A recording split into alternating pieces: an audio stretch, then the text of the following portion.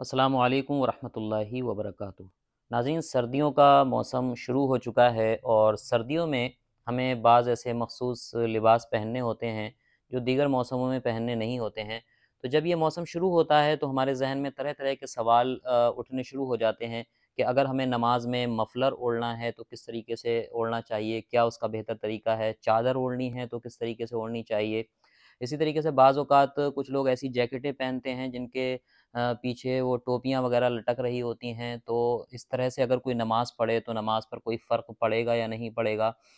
और अगर नमाज में मुँह छिपा हुआ हो, नाक छिपी हुई हो, इस तरीके से अगर आप नमाज़ पढ़ रहे हैं तो नमाज का क्या हुक्म है? यही सारे सवालात के जवाबात हम इस वीडियो में तफ़सील के साथ देने की कोशिश करेंगे।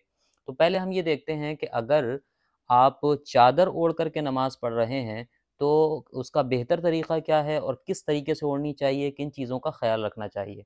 तो अगर आप चादर ओढ़ कर के नमाज़ पढ़ रहे हैं तो सबसे पहली चीज़ ये है, तो कोशिश करें कि आप उसे सर के ऊपर से ओढ़ें, कंधों से ना ओढ़ें। इसलिए कि सुन्नत तरीक़ा यही है कि अगर हम चादर ओढ़ कर के नमाज़ पढ़ रहे हैं तो वो हमारे सर से होना चाहिए, यानी सर के ऊपर से होना चाहिए, कंधों से नहीं होना चाहिए। लेकिन अगर आप कंधे से ओढ़ कर के भी नमाज़ पढ़ लेते हैं तो आपकी नमाज़ हो जाएगी और उसमें किसी तरह की कोई कराहत नहीं होगी।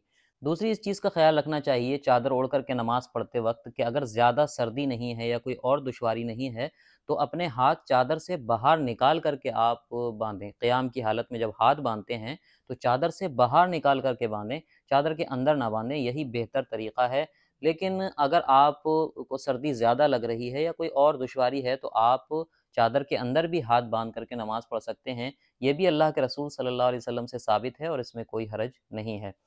तीसरी चीज़ हमें ये ख़्याल रखना चाहिए कि अगर हम चादर ओढ़ कर के नमाज़ पढ़ रहे हैं या मफ़लर बाँध कर के नमाज़ पढ़ रहे हैं तो बाज़ लोगों को देखा जाता है कि वो इस तरीके से चादर ओढ़ते हैं या मफ़लर बाँधते हैं कि उनका मुँह छिप जाता है, बाज़ औक़ात नाक भी छिप जाती है।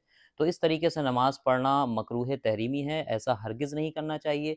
अगर ऐसे आपने नमाज़ पढ़ ली कि आपका मुँह और नाक चादर में छिपे हुए थे, तो आपकी नमाज़ नाक़िस हुई, अधूरी हुई और आपको दोबारा से पढ़नी होगी। तो इसका ख़ास ख़्याल रखें। इस तरीके से बाज़ लोग ये सवाल करते हैं कि अगर हम सर्दियों में टोपी ओढ़ कर के, ऊनी टोपी जो होती हैं उनको ओढ़ कर के नमाज़ पढ़ रहे हैं, उसमें उसके बाज़ हिस्से को पलट करके यानी उल्टा करके ओढ़ना होता है, तो क्या इससे तो नमाज़ पर कोई फ़र्क नहीं पड़ता? तो इससे नमाज़ पर कोई फ़र्क नहीं पड़ता है, क्योंकि कपड़े को उलट करके नमाज़ पढ़ने से नमाज़ मकरूह जब होती है, जबकि वो खिलाफ़े आदत हो, यानी उस तरीके से उस कपड़े को ना पहना जाता हो। और टोपा जो होता है या सर्दियों की जो टोपियाँ होती हैं, तो उनको इसी तरीके से बनाया जाता है कि उनके बाज़ हिस्से को उलट करके ही पहना जाता है और यही लोगों की आदत है, यही रवाज है। इसलिए इस तरीके से नमाज़ पढ़ने से नमाज़ पर कोई फ़र्क नहीं पड़ेगा, आपकी नमाज़ मकरूह नहीं होगी। आखिरी बात हम ये समझ लेते हैं कि बाज़ जैकेट ऐसी होती हैं जिनके पीछे टोपियाँ लटक रही होती हैं, तो इस तरीके से नमाज़ पढ़ना कैसा है? तो अगर ऐसी जैकेट आप पहने हुए हैं जिसमें टोपी पीछे लटक रही है, तो कोशिश ये करना चाहिए कि या तो उस टोपी को निकाल दें या उस टोपी को ओढ़ लें। वो बेहतर नहीं लगती है और अच्छा महसूस नहीं होता है उस तरीके से पहन कर के, तो बेहतर यही है कि आप उस तरह से ना पहनें। लेकिन अब चूँकि आम रवाज हो गया है कि दोनों तरह से लोग पहनते हैं, उस टोपी को सर पे के ऊपर करके भी पहनते हैं और पीछे लटका करके भी पहनते हैं और इसको कोई मायूब चीज़ आम तौर पर नहीं समझा जाता है। इसलिए अगर आप इस तरह से नमाज़ पढ़ लेते हैं कि आपकी जैकेट की टोपी पीछे लटक रही है, तो नमाज़ पर कोई फ़र्क नहीं पड़ेगा, आपकी नमाज़ हो जाएगी।